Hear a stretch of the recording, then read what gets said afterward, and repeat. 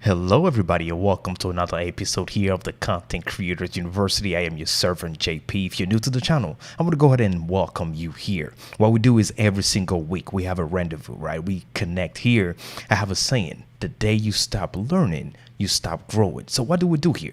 Well, our motto here is create, impact, innovate. Every single week, we connect with one of the best minds in the content creation, IT, media, tech ecosystem.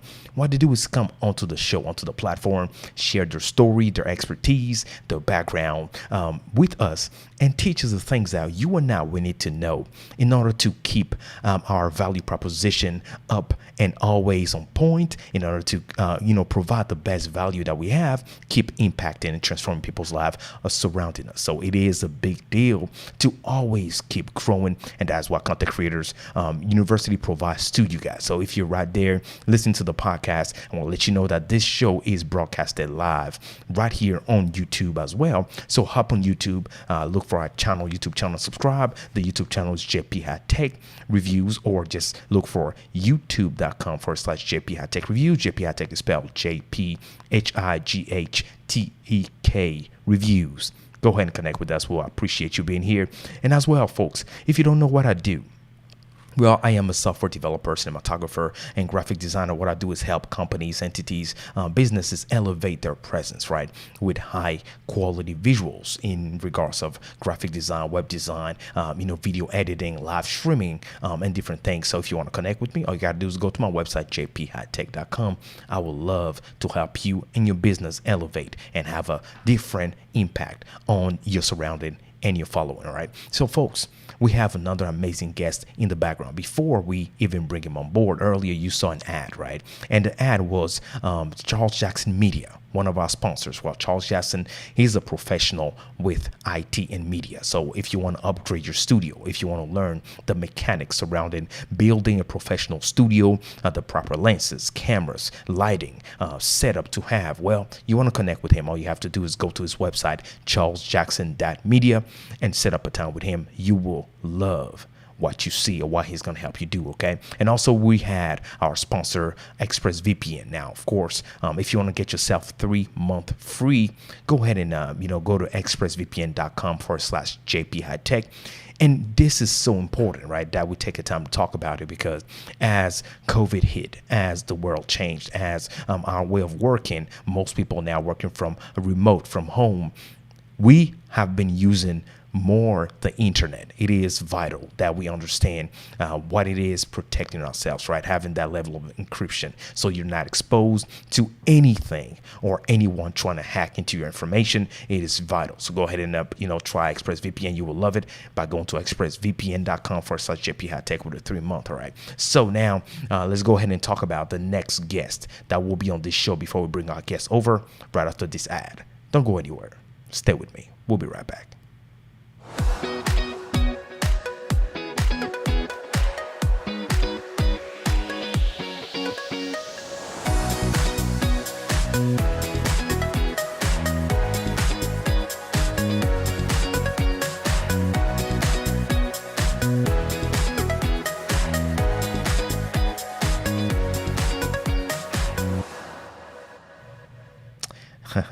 All right, folks, now we're about to talk about who will be next in the Content Creators University. When I say next, literally tomorrow. But before I talk about him, this ad that you just watched, that is RTN Streams. So, for example, this live stream, I am using Ecamm to broadcast my live stream, but it is simultaneously broadcasted not just on YouTube and Facebook, but also on my website, jphightek.com, but also on my Roku TV application and my Fire TV application, folks. So if you want to do something similar, if you want to build your own Roku TV application and Fire TV application and simultaneously expand your reach, expand your viewership, and really monetize better, you want to go ahead and check out RTN Streams by going to rtnstreams.com. All right. You will love it, folks. Or if you're just looking for some free dope overlays like you saw on the ad, go ahead and visit their website, rtnstreams.com. Just like in this video, I'm digging my overlays. Go ahead and download some free ones, upgrade your visuals. You will love that. All right, folks. So now we have Derek Floyd, right? Derek Floyd will be with us here tomorrow, right? He'll be here to talk about how you can build your unique voice in this content creation ecosystem, right? It is important not just to be unique, but create a unique pathway, right? Create something unique. You might feel is like over saturated. There's no room anymore to create something new. I beg to differ. You can definitely create something refreshing, even though it has been already done. There's a unique way you can always present it and impact people because you are unique. Each person is unique and have a unique voice. Let's talk about that tomorrow right here. Very excited about that conversation with Derek Floyd. Looking forward to that. Now, enough about the folks who will be here. We have an amazing guest lineup throughout the rest of the month. But today we have somebody backstage. His name is Jeff Bull. Now, Jeff Bull is a professional in the IT media ecosystem, but he's a content creator as well. He loves creating content. He loves connecting with people. And today we're talking about a topic that is dear both to my heart and to his, and that is how to juggle business and passion. We all have a passion, and we also have our professional world.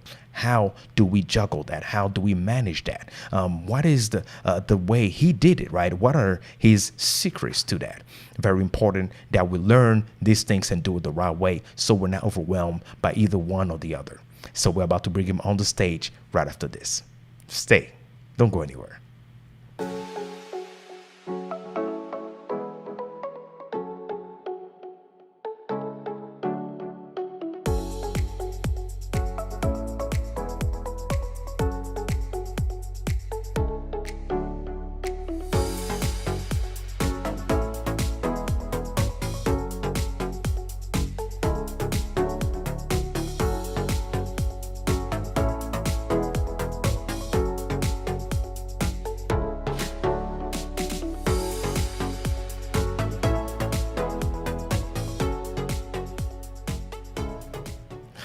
All right, folks, that was Reveal TV Network, a platform for you to watch movies and TV shows, faith-based platform, family-friendly. So go ahead and check them out. That's revealtv.net. I love it personally. So now let's bring Jeff onto the stage. Hey, Jeff, how's it going?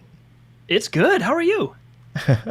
I'm doing great. First of all, I want to thank you for taking the time to join the Content Creators University to share your expertise. Like we always say, you are going to be our professor today. All right, I will do my best. I know, right? I know. I'm excited about your expertise, excited about your background and how you've been evolving throughout the years and how you got to the place you're at today. But before we get into all of that, I know there's some folks listening to the podcast or watching the video right now. They're wondering, who is this guy? Take a minute, introduce yourself to them, please. Absolutely. Thank you again for having me on the show. I really appreciate it. And thanks for everyone who's watching right now or listening in. So my name is Jeff Bull. I'm currently a developer advocacy manager for Cisco DevNet. DevNet is an organization within Cisco, the technology Cisco, focused on developer relations, advocacy, essentially getting out to the community that we serve, the various communities, and helping them find their path to learning about things like programmability and automation of IT systems, infrastructure systems, and application development. So it's a lot of fun. I've been in this role for about a year now, been at Cisco for around 6 years. And prior to that, I've always been in IT operations. It's been a thing my entire career, but content creation has been something, for me at least, in the last 7 to 8 years, becoming a bigger and bigger part of my life and my career. Fantastic. Thanks for that amazing introduction. And you led and set up the segue for my next question so perfectly. You just said that content creation has been something that's been growing in your life and in your heart more and more as, lately, right? As the time is going by, the years are passing. And my next question is why? Why do you think other people just like you are more and more creating content or interested in starting a content creation journey? Where do you think that's coming from? Oh my gosh. How long do we actually have? Because I think this question could be answered over like hours. I think at base, at least from my perspective, it comes down to storytelling. So whether or not you as an individual or as a community or a group think about it actively, stories are the way that we communicate complex information to an audience that may not understand it. And at base, thousands of years ago, stories came out of how we pass on information to our children, to the young, complicated things about life and how to survive and all these things that, the rudimentary form of it, we can't teach some of those things to a kid or not effectively. They're not going to understand. So stories came about that way. Now it evolved into a medium and a way that you can pass along information to an audience that may not understand the same things you do, but in a way that relates to them and they can infer their own experiences into. And so from my perspective, whether we actively think about it or not, stories are, we do content creation, and most people who gravitate to any form of content creation, be it video, podcasts, whatever it happens to be, they do it because they have a story or a set of stories they want to tell. And so they start creating these things as a way to pass along that information. Thinking about when I was a kid, my dad had a camcorder. We'd go fishing or what have you. He always wanted to record everything happening. That was a form of storytelling for later on. It may have been cheesy, but it conveyed emotions in a story for later on. And now what we have the ability to do with all these, digital platforms, any digital platform, is to send that same story to such a broad audience. And it allows everyone to have a unique voice because we're all unique. To think that you're going to be the same as somebody else. I'm like, I don't want to do the same thing this other person's doing. I don't, to some degree, the semantics, we can get into the studio stuff in a little bit.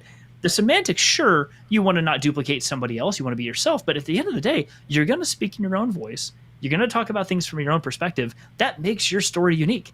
There's not much else you have to do other than just talk like yourself, and your story will be different than somebody else's. I love that. Yeah, so that's kind of the basis for what did it for me. I love that. And, that is, I'm looking at how our lives have changed today, right? How everybody discovered that, oh, snap. Literally, we need to rethink the way we've been living. So now I want to share more of my experience. I want to connect with people more. I want to rely more on the technology that I have, that I've been, dismissing for a while. I didn't even understand it. Or I've had this camera. I just bought it because of Black Friday or a deal that I got, but I've never really dived into it. Now I want to take the time to learn because I believe I can not only create good content with that and share my story with the world, but I can monetize with it. And that is a big deal for a lot of content creators where we, yes, want to create content because we love doing it, but we also thinking of monetization, how to really make a life or a living off of our creation. Now, here we are, we have busy lives where we have a job, we have a business or self-employed and things like that. But at the same time, we want to pursue this content creation journey. Now, this is something you've been juggling for a long time. First, let me ask you, how did you end up from an IT professional creating content on YouTube? Share your story with us a little bit. Oh my gosh. It is a very, probably like most people, it's a really strange and sort of roundabout thing, but I'll try not to keep it to be too long of a story. For a long time, years and years ago, I was a home brewer, so I brewed my own beer for a long time. I didn't stop until a few years back when my son was born. It was just too hard to be in the garage and doing that all day long. That said, I did it for a long time. And after a while, I was like, I could share this information with people. That might be kind of fun. So I started a blog years ago called bullseyebrewco.com. Long time ago. That doesn't exist anymore. And I wrote. I did a little bit of writing here and there, and it was fun. And what that got me into is realizing I was taking pictures and sharing things about the home brewing that we were doing. And fast forward a couple of years, I moved back from Nevada to California. So I actually live in the East Bay. I'm about 20 minutes east of Oakland. We used to live a little bit north of San Francisco in kind of beer country. I'm going to even say wine country. It is, but I call it beer country. And because of the things I had been doing, I ended up getting into the beer industry a lot. And so I would do a lot of home brewing events where I would judge home brewing events, I would judge beer events, or I'd work for breweries, etc. And what my wife at the time, now my wife at the time was my girlfriend, she was encouraging me to do, she was in digital marketing, she has been for a long time, was share more. And I started doing video, and I was on a video with somebody even for a minute. She was like, you're really comfortable with this. Most people in your industry are not. Why don't you just do more of that? Okay. So I started, when Instagram was a thing, first became a thing, but even prior to that, I started recording videos or doing little videos here and there wherever I could, or interviewing somebody. And I found myself really comfortable on camera. Even if I felt insecure, I was comfortable in front of that lens. And so I just started doing more of that. And what it ended up translating into is in my IT career, specifically when I came to work for Cisco, I was in sales initially, in technical sales. And something that was highly encouraged by marketing at our company was people who tend to use social media to get the word out about sales. Not here, buy my product, I'm putting that up as a listing, but creating a digital relationship with people who can consume your content and feel more comfortable with what you're talking about likely will end up influencing your customers because they'll see you and will make them want to talk to you more often. You're kind of influencing them to a degree to make them feel more comfortable because they're kind of getting to know you and then seeing the human side of you. Fantastic. So I'm like, this is great. I'll just post on LinkedIn and all these different networks. And after I did that for a bit for my own company at our big public events, customer events and things, I started realizing this is actually a lot of fun just to do myself. Why don't I just make some of my own videos? And so I did. I would sit in my truck or my car outside and hold my phone up and just, record a video like this and quickly edit it in iMovie. Anything that I could do to like minimize the time to posting. So Right. I had read someplace that encouraged me to say, don't think about it. Don't even worry about it in the beginning. You just need to get this content from here onto YouTube as quickly as possible to get the momentum of doing it. Like, all right, fair enough. So I would just do it, open up my iMovie on my iPhone and just quickly do a couple of things. They'll use the little tools here to add an intro and an outro, and then I would throw it on YouTube. They didn't look amazing, but I was doing it. It got created some momentum for me. And that's led to the organization I'm in now in Cisco, where a large part of my job and the role that my team has is getting out there and talking about these things. So I do a lot of other work for them that's all live video or recorded video or even audio based things. And it's been creating more momentum for me to do other projects on my own, whether it's my own channel, my Star Wars content, things like that. And then even talking to you is like getting me motivated to want. It's, I would say, this journey to the place I'm in now of making content isn't stopping. And I don't think it ever actually stops. You're always having to find what works and what doesn't work. And you error correct kind of all the time. Find something that's like, you know what, that's not really working anymore. I'll put it off to the side and come do something else. Maybe I come back later on. Maybe I change my tact. And I think it's always changing. It takes some time to get to the place where your momentum is going. Now you have to figure out what is it you actually want to be doing. And I don't think that ever stops. I think you're kind of always just figuring out like what path do I want to take, and that's going to change, every other day sometimes. Nice. Now, I'm loving your story because, I mean, that's eclectic, right? The way you came to the things you're doing now is just like, hey, guess what? This is what I do. Let me try this a little bit. Let me talk about what I love. Let me share with the world and see what happens, right? That doesn't hurt. Let me just post it out there. And from there, you landed a job, or at least it opened a pathway for you to be where you are today, which is fantastic.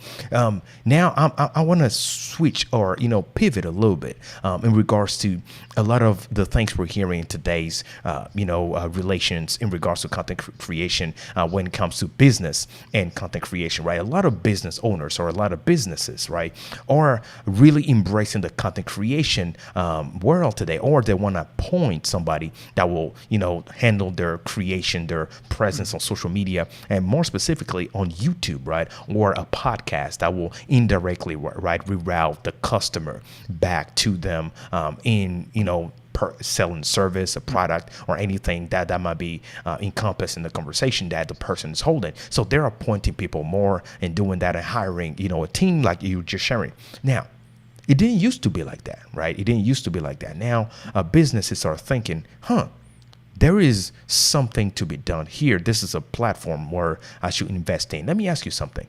Do you believe that a business today can survive without necessarily investing a portion of their marketing strategy in content creation, having social media, LinkedIn, YouTube, or what have you platform? Or do you believe the old school classic, I don't call old school, the classic way of doing business still is good and can still generate enough revenue for the company at hand? What do you think? What's your intake on that?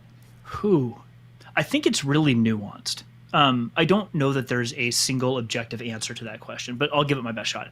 So I think there is a time and place for certain industries or verticals and how they use digital content or a digital content platform such as a YouTube or whatever it happens to be. Let's stick with YouTube for the sake of this conversation, but it could be really any digital content hosting platform. I think some industries are probably more adept, are probably better suited to have more and more content out there to engage with an audience and build a relationship in that way, or start a relationship with a potential client, potential customer, or whoever. I think there's other industries where that may not be quite as appropriate. And when I say appropriate, I don't mean as it's a bad thing, but let's take healthcare as an example. If you saw a lot of doctors, there's a few on TikTok that I follow that I think are hilarious, but if you saw a lot of doctors out there doing that, while that might be funny or it might be interesting, I don't know that I'm not in healthcare, so I'm just winging this here, but I don't know that that would necessarily create the same sort of level of trust and confidence in people in various communities that a doctor may necessarily want to have. So just simply putting videos on YouTube in that way, unless they had their own private practice and it was part of their own private practice, if it's part of working for a hospital like a Kaiser's or a Sutter or a John Muir, or you pick any big chain, I don't know that that may necessarily have exactly the benefit that they're actually looking for. Now, I'm not saying it's a bad thing, but they may want to approach it in a different way, creating content a little bit differently than just straight putting things on YouTube. But that said, you switch over, and I'm even noticing industries such as IT is an easy one to go to, so I'm not going to talk about that at the moment. But because I think it's an obvious one that has just there's nuance, but the answer is objectively yes. If you're a technology company and you are not actively either creating your own content on YouTube or allowing your employees to have the freedom to create very creative content on YouTube as a representation of your brand, you are doing it wrong. I think that's full stop. Like, I don't care what part of what type of technology you produce, what industry you're in. If you are a tech company, or more specifically an IT company like Cisco is or other big ones, and you are not allowing either yourself, your corporate marketing groups, or having small like Skunkworks marketing groups, or even individuals like myself to go out and create these new ideas and put it out there, you are doing it wrong, period. Because everyone else is, and they're willing to do it, and they're going to build those relationships. They're second and third tier relationships where you're not getting a direct sale necessarily from it, but people connect with you. And if they connect with you and they feel attached to you, they're going to want to come to you, or you're going to come to mind in conversation at their company. That's important. So I think other industries that I'm noticing are actually doing a really good job with this that I never probably would have assumed is banking. I never really thought, I worked for a credit union for a while. I would have never thought of banking or finance in that way to be like watching them on YouTube. Why would I want to do that? But there's a huge but, which is when you watch people on video, like podcasts are amazing. Other mediums are great too. But when you watch someone on video, you instantly create a connection in your mind with them. Like you feel a personal connection because you're watching this. I'm looking at the camera. Somebody looking at me, it almost subconsciously can feel like I'm talking directly to them. Right. And I've noticed with banking, it is such a critical part of everybody's lives. It's not one anybody wants to talk about because it's not fun and it's not necessarily enjoyable to say, I have a bank at this company. But it's an important underpinning of everything we deal with in society. And I think it's so interesting that those segments, both credit unions and traditional banks, even financing banks, are willing to start putting themselves out on things like YouTube or do live streams where they can interact with potential clients and answer even like basic questions like, how do I refinance a home? How do I get into a thing?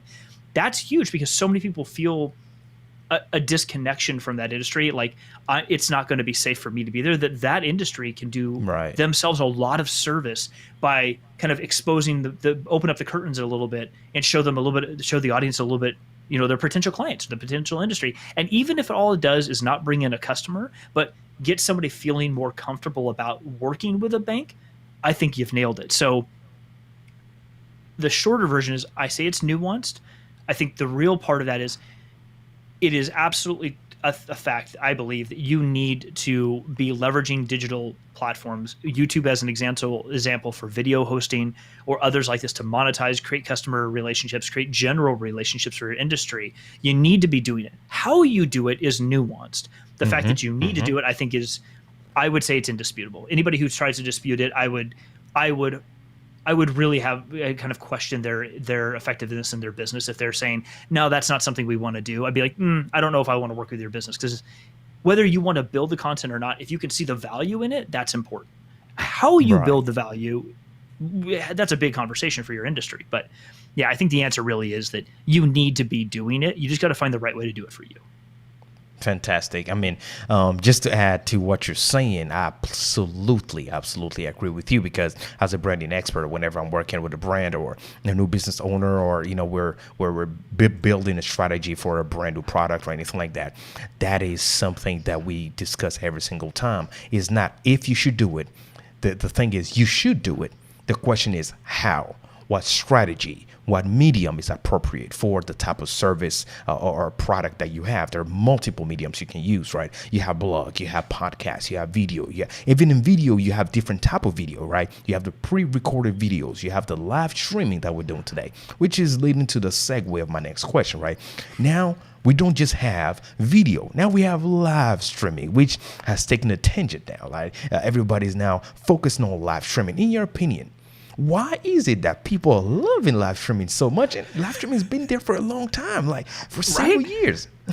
Okay, I think there's a couple answers to this, or at least my opinion. There's a couple things here. The first one is, honestly, let's be real here. It's the new hotness. People out there see the new hotness, like, oh my gosh, I forgot about that. We need to jump in because our competitors jumping into this. Other person is. I think part of it is that. Okay, but putting that piece aside, because there's always going to be that sort of like keeping up with the Joneses or the new hot thing that's out there. You got to be the first adopter or what have you. I think the reality is when you do live streaming, one of my favorite parts about doing live is you're going to make mistakes. Like I'm going to flub, or I'm going to drink some water on camera, or I'm not going to look perfect on camera. You probably won't half the time or some of the time either. We can mask it, but who cares? Like if I flub and I make a mistake or I misstate something, that's fine.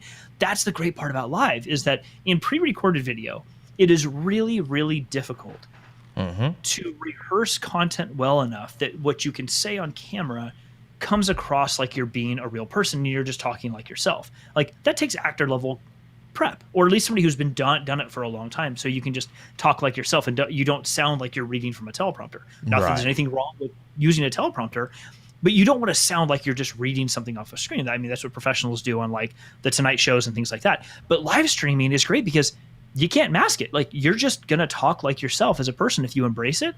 And what I found so cool about that is, and this for anybody out there who's thinking about doing live video, little secret, you can make mistakes, and you should, because your audience watching you on live, they connect with you better when you make a mistake, because in their mind they're like, oh my God, I don't know if I'd recover from that mistake. And then they see you go, oh, my bad, sorry. And you move on. They're like, oh, this person's just a person like me. Right. They may not think about it actively, but like that little thing in the back of their head is like, oh, wow, that person's just a human being like I am. They made a mistake. They said something weird and everyone laughed and they moved on.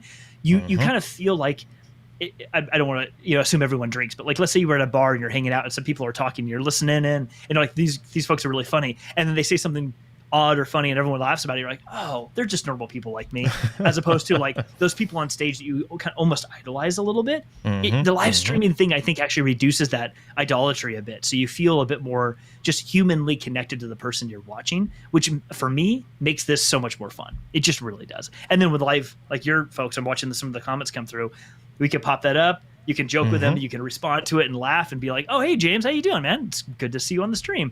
You can do that, and the person watching then, may sit back. Well, I mean, James, maybe Jeff, you're just an old hand. But like other people might watch and go, oh, my gosh, that person just said hi to me. Oh, wow. This is I'm really here with this person. I think all of those psychological things create sort of a cognitive bridge between your audience and you as a person and you as a brand that you just is really hard to get from anything other than physically being in person on stage or in a round table with people asking them questions. If you're going to do it digitally and you want to create that real connection, live streaming is like about the best way to do it, I think. Yeah, I mean, I really believe so because, like you just said, a lot of those primetime companies now are investing more into what? Into having a unique connection with their client base, their subscriber base, their clientele, their following, right? Their potential new clients and customers.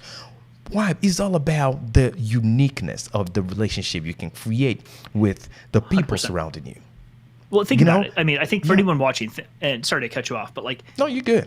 100% agree with you. 100%. Because if you look at a company like Cisco, I'll just use that as a reference because I work there. Look at a company like Cisco. If you're in this industry in any way, you know that there's a half a dozen other companies who sell very similar products that do a very similar thing to what we do. I may say all day long as a person who's in sales, I'm not anymore, but let's just say I was. Ours is the best, just like everyone else is going to say theirs is. So how do you differentiate yourself in any industry if there's like 10 other people next to you doing the same thing, like selling the same kind of product? How do you set yourself apart? By building relationships with people. It's all about, I mean, sales, marketing, advertising, PR, all these things are about you as an individual or as a company building a relationship with a person or a community, a positive relationship that person that goes, you know what, that's a company that I want to either spend my money with, spend my time with, give them my trust, whatever the adjective is. And I think live streaming specifically is such an invaluable tool in content creation for adding into that, because by doing this, like you've done a couple times now, you've popped up all over through someone's question or someone just saying hi. The fact that we can interact with those folks live, oh my God, that builds such a great relationship right off the bat. Like even if it only lasts for the sake of this live stream, who cares? Like I get to talk to it. Like, you probably know this. How many times I tweet something about Star Wars on Twitter, and the person I tag in there, who's like a writer that I love, replies back and said, "Oh, I really love that." I'm like, "Oh, that person tagged me in a tweet." Right. Like, you just, this little endorphin rush. You're like, "Oh my god, they know who I am." It feels really cool. Well, imagine what It happens on a does. live stream. You get to do that live. Like, it's just so rad.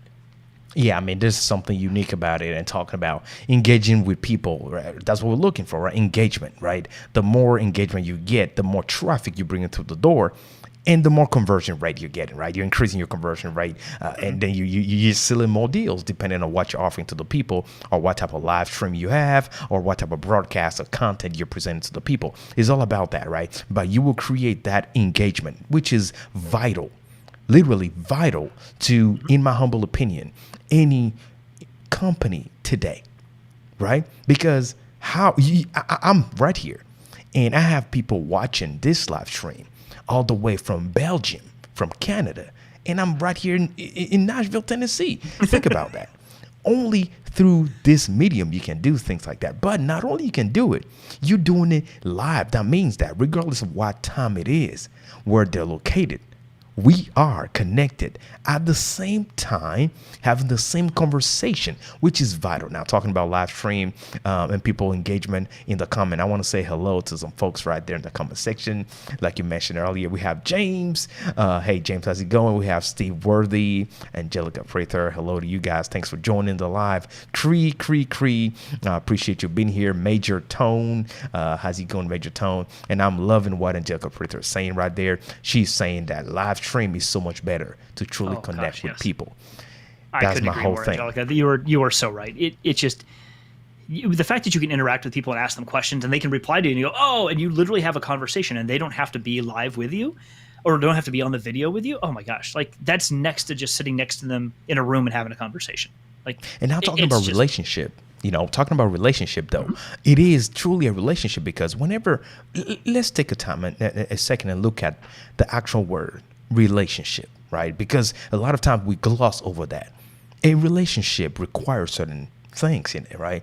If I am in a relationship with you, that means that I'm at least going to take some time to learn to study you. What do you like? Where do you mostly spend your time? What do you want to do?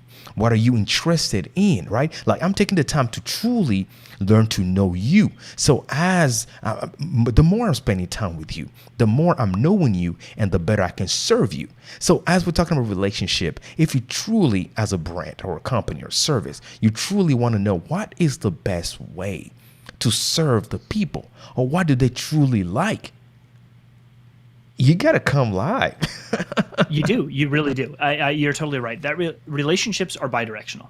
By the definition of the word, it's two or more people connecting in a particular way. And I think we'll put this out there for the sake of this conversation, that relationship, I think, too often gets conflated in common conversation with like something more intimate.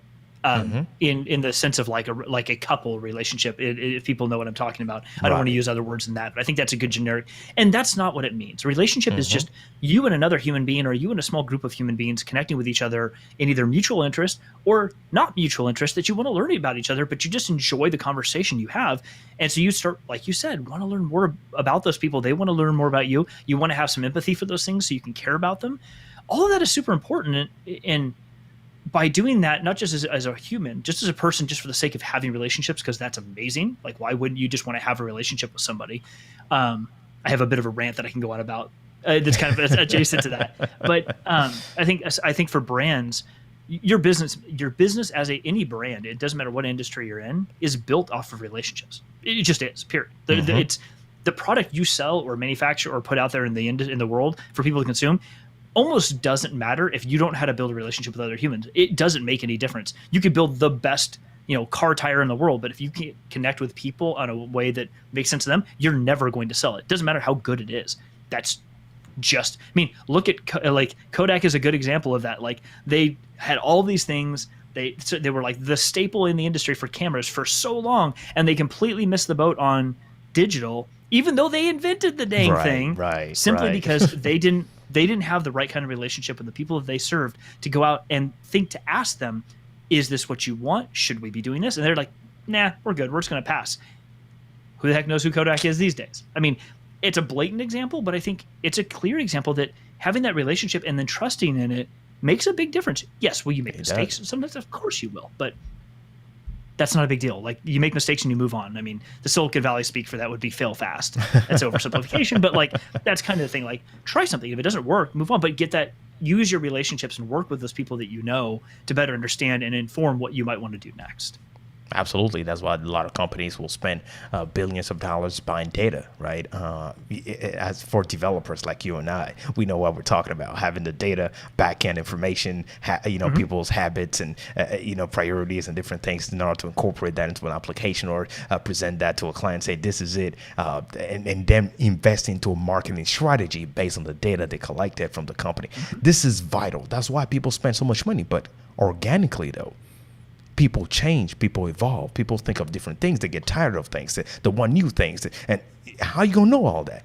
Are you going to keep spending billions of dollars trying to get that information? Or you're just going to have a true organic relationship with the people you want to serve? They will let you know. It doesn't feel like that. It's so funny that you say that, because it is not really funny, but I say it's funny to say that out loud because it feels like that shouldn't be rocket surgery for any individual or brand to figure out. But it seems like it's so hard for so many brands out there. You're like, you could have just asked. Well, we didn't. We don't really think that people need that. Really? Because I've talked to X number of people who say that's exactly what we want. Look at any social media platform, and that's what people say they want. You could just ask the people that you should have a relationship with what they are looking for, and they'll probably tell you. It means that you're probably either not asking or you're not listening because that's not what you want to do or it's not what you want to hear. Okay, fine. But don't be surprised if the outcome you have is not what you were looking for. Correct. I mean, it's sort of the reason I always, when I've mentored people, early in career folks at work, and they ask questions about like, oh, well, I was thinking about going to a networking event. This is pre-pandemic. Go to a networking event, whatever else. And I'm like, well, if you want some advice on how to, or some input on how to do that, I'll tell you. I'll give you my my viewpoint. But I would tell you first off, if you wanted my real opinion, don't go to networking events. I don't go to networking events ever. And the simple reason for it for me is they're 100% selfish activities. And I don't mean. I don't want anybody listening in to think, what do you mean, Jeff? I don't go there for selfish reasons. I'm not. You make it sound bad, and I don't mean that. What I mean by that is, most networking events I've ever been to are, I'm going there to meet other people because I might need something in the future. Hand out business cards, those sorts of activities. I wouldn't say that's inherently bad, but for me, my preference is to build a relationship with people. I am not going to get that by standing around a room having a couple of cocktails and handing out business cards. That's not how relationships form for me. They never ever have. There's got to be a mutual interest. Exactly. Because not everyone there is going to want to meet with you. And if that's all you're there for, I feel like that's not the foundation for a relationship. That's a very two selfish people are there for selfish reasons trying to get something from the other person. Maybe it works out for you. If it does, I mean, fantastic. Not going to judge you for it. But what really helps are relationships, finding ways to establish relationships with those people by providing them something that is meaningful to them. They provide something back. And will that eventually turn into something beneficial for both of you? Yes. Maybe it's a job. Maybe it's a sale. Maybe it's 100 other things. Having the relationship is beneficial no matter what. And if it ends up in something like a sale or something else like that to your business, fantastic. But if you go into it looking for that, I personally think you're going in it for the wrong reason. Go in it for the sake of having the relationship. And that can start to change, I think, and like influence the content you create. Because if you go into it like, I'm creating this content like you, simply to help other people and expose them to people that do this and their perspective. So you might learn something and it might motivate you, or it may tell you like, Jeff, I see your setup and I want nothing to do with that. That's not at all what I want. Hey, that's fine. You learn something. You learn something because you watch it and you know what? I learned what I don't want to do or what I do want to do, or it motivated me to do a thing that I was thinking about. I think that's the power of relationships. If you go into it just by what are you going to give to me, you're never really going to get what you're looking for. Yeah, I mean, that's just how it is. I appreciate that. I'm about to switch the conversation a little bit because, as you know, we got to talk about passion today. We've been mostly on business. Now let's talk about passion, right? We were discussing this earlier, right? Passion. A lot of people have passion. I don't know any content creator that's not passionate, right? Or you should be if you're not, right? It takes passion to keep going. Now, at least the folks that are passionate about content creation or, this ecosystem of sharing a story, telling somebody what their story is, what they're doing and painting a picture. at the same time have professional life, have businesses, and have responsibilities. The question is a lot of times, which one should take over, if any? Or how should you, again, deal with this relationship between both passion and business? What's your intake? How did you do it? Oh my gosh. It's like one of my favorite questions to answer. So a little bit of context. One of my favorite people to listen to give presentations and things or read his books is a guy named Adam Grant. He works for the Wharton School based out of the University of Pennsylvania. He's a organizational psychologist. Just a little context there. He has a lot of content out. I don't want to plug too heavily because that's not really part of the story, but he's the first person who first turned me onto this concept of, I actually don't ascribe to anything related to balance. I don't actually think of anything in the context of balance, or I really try hard not to. But I'll explain what I mean. Is I don't think you can ever strike a balance between the things you said: passion, professional life, personal things. There is no such thing as balance. Because I think, and I'll get to what I mean here, but everyone, I think, contextualizes the idea of balance as like the scales of Themis, like these two scales as being whole, and you're like, got to find a happy middle ground. I don't think it's possible. What I think, what he described, and I really ascribe to this, is think of it like a sheet of music. Let's give it a period of time. Let's say 1 month. You're thinking of your life, the things that you do, your passions, your work, etc., as a sheet of music, or not sheet of music, but like a musical score, a song that you love. And if you picture a sheet of music, you don't need to know much about it, but when you look at all the different bars in those pages, and I'm probably using the wrong nomenclature, but if you look at every note, notes go high and low, and they stay low and they stay high, and they pike and they spike and they wave, they ebb and they flow. But at the end of it, when you play that song, it's a song. It sounds great. You enjoy listening to it.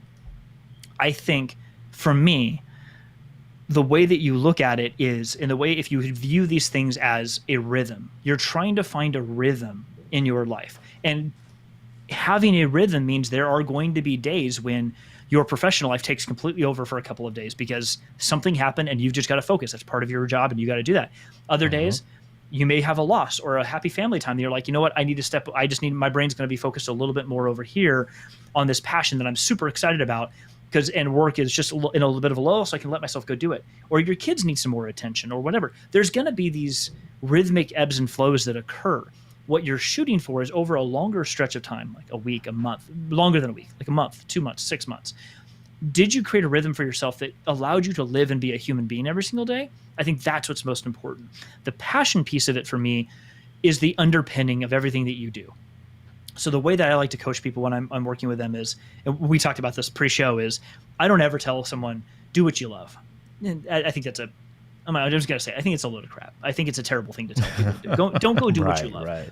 I have 2 stories, both short. We joked about this. I love playing disc golf. I'm not going to go do that professionally because I'm not going to have the life that I want if I play disc golf professionally. Sure, would I love playing disc golf? For a while, probably. But I have other creative outlets I want to go explore, and that I'm going to burn out. I have a story of a family member who years and years ago told my dad that, he loved fishing. He absolutely loved fishing. Deep sea fishing was his jam. And one day he retired and he said, I'm going to start a deep sea fishing charter. Got a loan, bought a couple boats, did this whole thing. And after like a couple of years of it, he and my dad were talking. My dad's like, do you love it? He goes, no, I hate it. I don't fish anymore. I run a business. I don't get to fish. I have to run a business. And that's an extreme situation. But what it reminded me of is doing what you love is a really good way to start burning out on the things that you love. Now, for me, what I love doing is saying, okay, what is it about disc golf, as an example, that I love doing?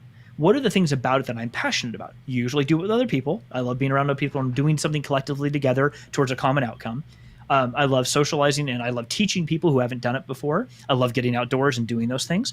Okay, well, those things I'm passionate about. How can I take those things and put them into whatever it is I'm doing? Personal life or work. And I think that's the most important part is over your life, you're going to start discovering your passions will change, but discovering what are your passions? What are the things you actually, what about a thing that you do are you actually passionate about? Is it connecting with a person? Is it doing an activity? Is it teaching? Is it supporting? Whatever. If you can find a way to take those passions, that energy with you into whatever you do professionally, it doesn't matter the job title that you have or the role that you're in, you can bring that piece of you with you. And so when you hear people say in business, oh, you bring your authentic self, nobody knows what that really means. So bring my authentic self. Okay, I'll wear a tank top to work every day. That's not obviously what people really mean by that. Like, Right. I wore flip-flops and I carried a surfboard. Is that really what anyone meant by that? No. Mm-hmm. But it's such an abstract term. How do you wrap your head around it? The way I think you wrap your head around it is like, what am I passionate about? I'm passionate about Star Wars. And you can see them in the background of my shed. I got Star Wars, and I love bobbleheads and these geeky things. I love these things. Okay. So I bring them with me into everything that I do. Do I sit here and talk about my background? Do I go into this industry? No. But does that matter? Really doesn't. I get to bring these parts of myself with me to everything I do, which makes me feel better about everything that I do, so I can be more passionate. I can bring things that influence me into the work that I do, and it makes that more fun. It makes that more enjoyable. It makes people have a better time when they're around me and we do these things together, I hope. For me, that's kind of the key, is starting to discover what your passions are, realizing they will evolve over time, and then trying to bring that energy for your passions with you into the things that you do, so that you're always doing the things the way you love to do them. You're not always going to love the job that you have, or there's points in a job that you have that you're not going to love. But if you can do them in the ways that you enjoy and bring yourself into that, I think it makes it more meaningful. And then you personally can feel more satisfied in whatever it is you're doing. That is so fantastic the way you put it. My takeaway is, guys, you simply need to find a way to incorporate your passion into your business, aka your purpose in life. And once you find that perfect balance, you got the solution. Jeff, we've gotten to the end of our show. I want to ask you how we can connect with you. Before I do that, let me run this ad. We'll be right back. Stay with me. Hi, I'm Lenny, the host and owner of Excellence Brainery, and my personal motto is excellence in everything, every time. And when I tell you, JP and his team embody excellence. Everything from the customer experience to the beginning of the proposal submission to starting the project, detailing me about updates on the project, turning over the project. I guess the part that I love was not only were every element of my production for my live stream was it upgraded, it was actually explained to me.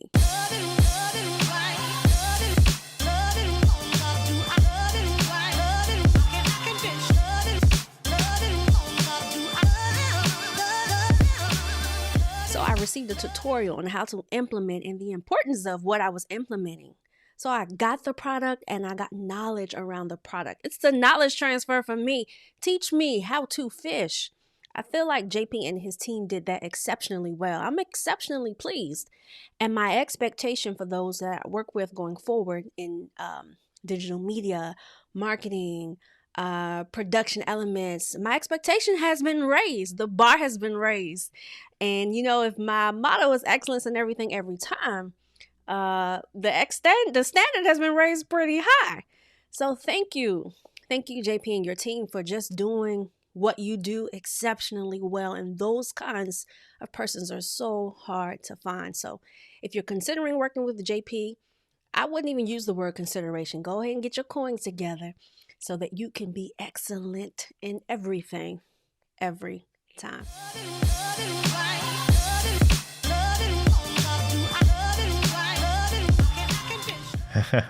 All right, Jeff, I love this conversation. I felt you and I, we can keep going at this for the next hour, but we got to be respectful of your time and our viewers' time as well, our listeners' time as well. And I'm like, geez, man, I know a bunch of folks who are going to want to connect with you just to see the awesome things you're doing and, continue the conversation, what have you. How can they do that? What are the places and spaces you spend most of your time, Jeff? Oh, thank you so much. And again, thank you for having me on the show. I appreciate it. And thank you, everyone who's been in the chat. I've been watching it. I can't interact, but that's okay. I just thank you all for being here. Let me just wax poetic for, an hour. You can find me pretty much on any social platform, including TikTok at Jeff Bull Tech. So JEFFBULL Tech. I'm on Facebook, Twitter, Instagram, LinkedIn, TikTok, everywhere. You can also find me at YouTube. So YouTube /the normal stuff /Jeff Bull Tech. You'll find my page there. I'm actively spinning off a new YouTube channel. My buddy and I do a Star Wars live stream every Thursday night, which is just fun to do. So that's going to be moving to its own channel. It's called the Kessel Chat. We'll be moving that off so I can refocus my YouTube channel on more of this type of content because it's just fun to do. And JP, again, thank you for having me on the show. I really appreciate it. Anyone, feel free to reach out if you have questions or you want to talk or tell me how wrong I was about something. I'm more than happy to talk about it. Absolutely. I know they're going to love it. Jeff, stay backstage. Don't go anywhere. Let's go ahead and close out with the folks here. All right, family. This is it. This is today's episode with Jeff, how to balance business and passion, understanding the nuances about that and the decision you should be making in regards to the new ecosystem of content and creation, right? Very, very important. If you like this type of videos, go ahead and smack the like button at the bottom there. Let me know, what is your one takeaway if you are part of the replay squad, right? Let us know, or join the conversation with me on YouTube if you're listening to the podcast. And again, the YouTube is youtube.com/JP Hightek. JP Hightek spells JPHIGHTEK. Reviews, all right? Connect with me there. I know you'll appreciate it. I'm going to see you again tomorrow, guys. Remember, we have an amazing conversation tomorrow with an amazing guest, right? So come here tomorrow and you will love it. Take care. I'll see you tomorrow. Be safe, like I would say. Shalom. Bye-bye, guys.